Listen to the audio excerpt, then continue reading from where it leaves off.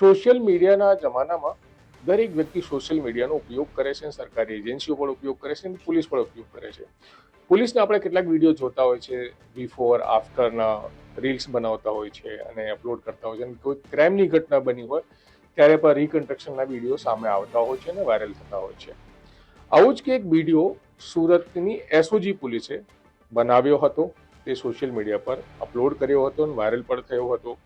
એ વિડીયોને લઈને સુરતની કોર્ટે એક ઓર્ડર કર્યો છે અને એ વિડીયો ડિલીટ કરવા માટે પોલીસને કહ્યું છે, એટલે કે એસઓજીને કહ્યું છે. જે આરોપી પક્ષના વકીલ હતા ઇલિયાસભાઈ પટેલ, તેઓ અમારી સાથે છે. શું સમગ્ર મામલો હતો, કઈ રીતે કોર્ટે ઓર્ડર કર્યો છે, શું છે, એમની પાસે જાણી લઈએ. ઇલિયાસભાઈ, કઈ રીતનો સમગ્ર મામલો અને કોર્ટે શું ઓર્ડર કર્યો? એકચ્યુઅલી એના અંદર છે ને ગઈ તારીખ 14/10/2024 રોજ 4 આરોપીઓને એસઓજી પોલીસ દ્વારા પકડવાના અંદર આવેલા હતા અને તે લોકો કોઈ કેમિકલ મિક્સિસ સોનું લાવેલા હતા અને તે પ્રકારનો કેસ હતો. અને એના અંદર જે 4 આરોપી પકડાયેલા હતા તેના અંદર આ આરોપીઓને બાકીના આરોપીઓને વોન્ટેડ બતાવવામાં આવેલા હતા. 4 આરોપીઓ જે હતા તે જામીન ઉપર છૂટી ગયેલા. હવે જે આરોપી આકિબ શેખ છે એની આ લોકોએ લગભગ 18/12/2024 રોજ ધરપકડ કરીને કોર્ટમાં રજૂ કરેલો હતો આકિબને રજૂ કરતા તેને આ રિમાન્ડ માટે એપ્લાય કરેલી હતી કોર્ટના અંદર. એટલે કોર્ટે એનો 1 દિવસનો રિમાન્ડ મંજૂર કર્યા.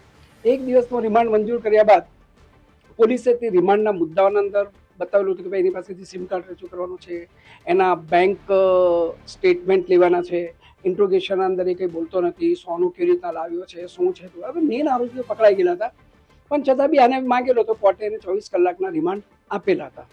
હવે આપ્યાના અંદરથી શું થયું કે બીજા દિવસે એને કોર્ટના અંદર રજૂ કર્યો.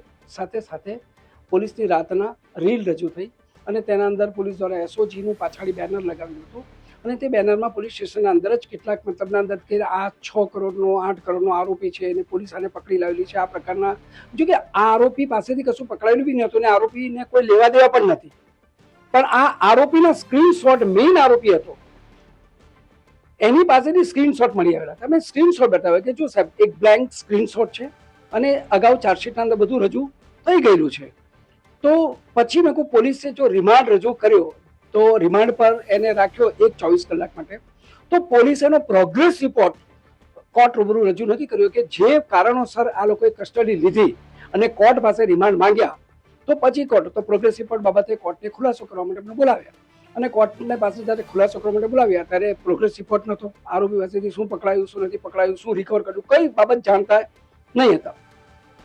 રીલ બાબતે અમે કોર્ટને કીધું, મેં કીધું સાહેબ શું આ રીલ બનાવી અને આ પ્રકારના આરોપીને છેક મેઇન આરોપી સાથે સાંકળી દેવું અને મેઇન આને જ બધું કર્યું છે તે રીતના. એટલે કોર્ટે એનો ખુલાસો પૂછ્યો કે શું તમને રીલ બનાવવા માટે મતલબ ના કરેલું. એટલે આ એક તબક્કો અત્યારે ભલે સોશિયલ મીડિયાનો જમાનો હોય પરંતુ આરોપીઓ ક્યારેક ક્યારેક નિર્દોષ છૂટી જતા હોય છે. આરોપીઓ પર જે ગંભીર પ્રકારના આરોપો લગાવવામાં આવે છે તે મીડિયામાં રહી જતા હોય છે અને એ રહી જતા હોય કારણે એ નિર્દોષ છૂટી ગયા પછી બી એમના પરિવારજનોને ભોગવવું પડતું હોય છે. અને આ બધી બાબતો જ્યારે કોર્ટ તરફથી કહેવામાં અમે જ્યારે કોર્ટને કીધી તો નામદાર કોર્ટે તત્કાલ અસરથી એને મતલબ જ્યારે પોલીસ પાસે કોઈ શબ્દો જ નહોતા અને કોઈ ખુલાસો પણ નહોતો એટલે નામદાર કોર્ટે આરોપીને બેલ ઉપર તત્કાલ મુક્ત કર્યો અને કોર્ટે એવું કીધું કે લિખિત ઓર્ડરના અંદર કે તમારે આ 7 દિવસના અંદર આ તમામ રીલ તમામ હેન્ડલર ઉપરથી કે તમામ જે બી પ્લેટફોર્મ પર તમે આપી હોય તે પ્લેટફોર્મ પરથી દૂર કરો અને જો દૂર અને જેનો લેખિત ખુલાસો દિન 7માં અત્રેની કોર્ટમાં કરવો, એ પ્રકારના. હવે સોશિયલ મીડિયાનો જમાનો છે પરંતુ આફ્ટર અને આ બધી રીલો ઉતારીને પણ એટલીસ્ટ ગુના રોકાતા હોય તો વાત આખી અલગ છે. પણ મને કદાચ એવું લાગે છે રીલ બન્યા પછી લોકો વધુ ગુનેગાર બને છે, કેમ કે ઇજ્જત ક્યારેક જે જેલમાં ગયા પછી ને રીલ બન્યા પછી લોકોને પોતાની હવે ઇજ્જતની પડી નથી હોતી.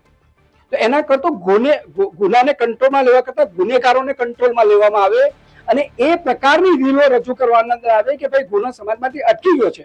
આશય તો એ છે પોલીસ બિફોર આફ્ટર રીલ બતાવીને પોતાની જાતને હીરો બનાવશે તો સર આ સમાજમાં એનો પ્રત્યાઘાતો બહુ ખોટા જશે. આ જે સમગ્ર મામલો છે કોર્ટની અંદર ચાલ્યો છે, કારણ કે લગભગ 65 લાખ રૂપિયાનો જે છે ગોલ્ડ ચોરીની વાત છે, એ સ્પ્રેમાં લાવ્યા હતા. તો કોર્ટે રીલ મુદ્દો જે છે, ખાસ કરીને આપણે ચર્ચા કરીએ છીએ રીલ મુદ્દાની છે ચર્ચા, તો કોર્ટે નોંધ્યું શું? એમ કોર્ટે જે નોંધ્યું કે ભાઈ આ જે રીલ બનાવવામાં આવી છે તેના અંદર મુખ્ય આરોપી નથી.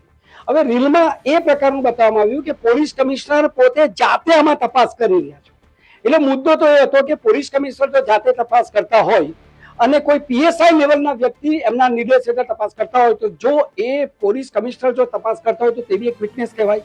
તો તેમણે બી ચાર્જશીટમાં પોતાનું નામ રજૂ કરવું જોઈએ. તો મને પોલીસ કમિશનરને પણ ચકાસવાનો કે ભાઈ એમને શું કર્યું આના અંદર, જેના પર તમે આરોપ મૂકો છો. તો પોલીસ કમિશનર સુધીના માણસો આને તપાસ કરી રહ્યા છે. તો પોલીસ કમિશનરમાં વિટનેસ હતી તો પોલીસ કમિશનરને વિટનેસ તરીકે રજૂ કરવામાં આવે. અને આ બધી રીલ, તો જ્યારે આ બધી રીલના અંદર અનાવશ્યક વસ્તુઓ કહેવામાં આવી હતી કે એમાં પોલીસ કમિશનર લેવલના માણસો તપાસ કરી રહ્યા છે, આ છે તે છે, તો તે તો વિટનેસ જ નથી. અગાઉની ચાર્જશીટમાં પણ તો વિટનેસ નથી.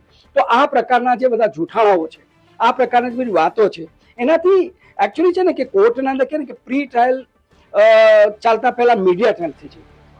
એટલા માટે મારે કોર્ટના સમય એટલે કોર્ટે આને તત્કાલિક અસરથી દરેક પ્લેટફોર્મ ઉપરથી દૂર કરવાનો આદેશ કર્યો છે. પોલીસને આદેશ કર્યો. જી બિલકુલ. તો બિલકુલ આપણે સાંભળ્યું છે કે કઈ રીતે કોર્ટમાં એક આરોપીને રજૂ કરવામાં આવ્યો હતો જેના ઉપર ગોલ્ડ ચોરીનો કંઈક આરોપ હતું અને પણ એ સેકન્ડરી કે ફોર્થ આરોપી હતો. અગાઉ મેન આરોપી પકડાઈ ચૂક્યા હતા. તો રિમાન્ડ પણ પોલીસે લીધી હતી અને કઈ રીતે આખી પ્રોસેસ થઈ છે એમના એડવોકેટ જે છે આરોપી તરફથી ઇલિયાસભાઈ પટેલે આપણે જણાવ્યું છે કે રીલ ડિલીટ કરવા માટે તમામ પ્લેટફોર્મ પરથી, એક પ્લેટફોર્મ પરથી નહીં, જ્યાં જ્યાં રીલ એ અપલોડ થઈ હોય તમામ પ્લેટફોર્મ પરથી આ રીલ ડિલીટ કરવા માટે કોર્ટે ઓર્ડર કર્યું છે અને ફરી 7 દિવસનો સમય આપ્યું છે અને સાથે સાથે કહ્યું છે કે તમારે કોર્ટમાં રિપોર્ટ પણ કરવાનું છે કે તમામ પ્લેટફોર્મ પરથી આ રીલ ડિલીટ થઈ ગઈ છે. તો આ રીતે સુરતમાંથી રીલને લઈને એક મામલો કોર્ટમાં પહોંચ્યો અને કોર્ટે આ રીતનો ઓર્ડર આપ્યું છે. સંજય સિંહ રાઠોડ, ગુજરાત તક, સુરત.